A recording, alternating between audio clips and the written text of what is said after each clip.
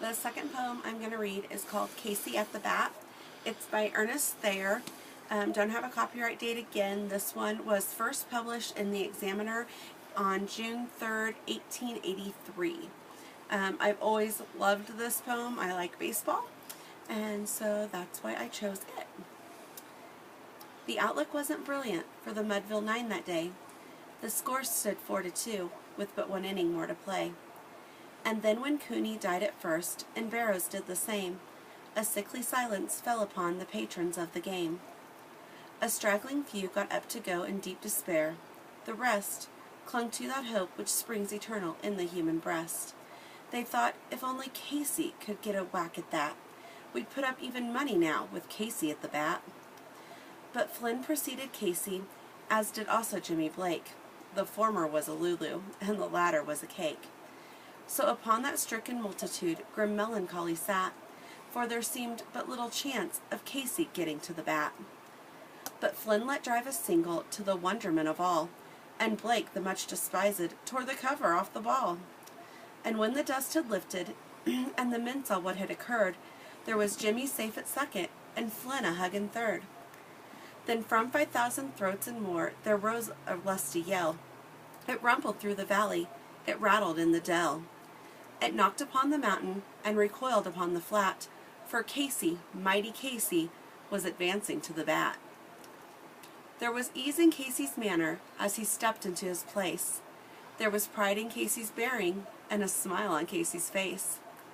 And when, responding to the cheers, he lightly doffed his hat, no stranger in the crowd could doubt 'twas Casey at the bat. 10,000 eyes were on him as he rubbed his hands with dirt. 5,000 tongues applauded when he wiped them on his shirt. Then while the riddling pitcher ground the ball into his hip, defiance gleamed in Casey's eye, a sneer curled at Casey's lip. And now the leather-covered sphere came hurtling through the air, and Casey stood a-watchin' it in haughty grandeur there. Close by the sturdy batsman the ball unheeded sped. "That ain't my style," said Casey. "Strike one," the umpire said. From the benches black with people there went up a muffled roar, like the beating of the storm waves on a stern and distant shore.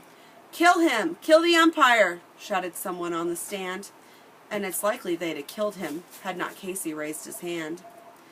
With a smile of Christian charity great Casey visage shone.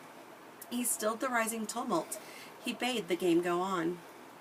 He signaled to the pitcher, and once more the spheroid flew, but Casey still ignored it, and the umpire said, "Strike two." "Fraud!" cried the maddened thousands, and echoed answered fraud. But one scornful look from Casey, and the audience was awed. They saw his face grow stern and cold, they saw his muscles strain, and they knew that Casey wouldn't let that ball go by again. The sneer is gone from Casey's lip, his teeth are clenched in hate. He pounds with cruel violence his bat upon the plate. And now the pitcher holds the ball, and now he lets it go, and now the air is shattered by the force of Casey's blow. Oh, somewhere in this favored land the sun is shining bright. The band is playing somewhere, and somewhere hearts are light. And somewhere men are laughing, and somewhere children shout. But there is no joy in Mudville. Mighty Casey has struck out.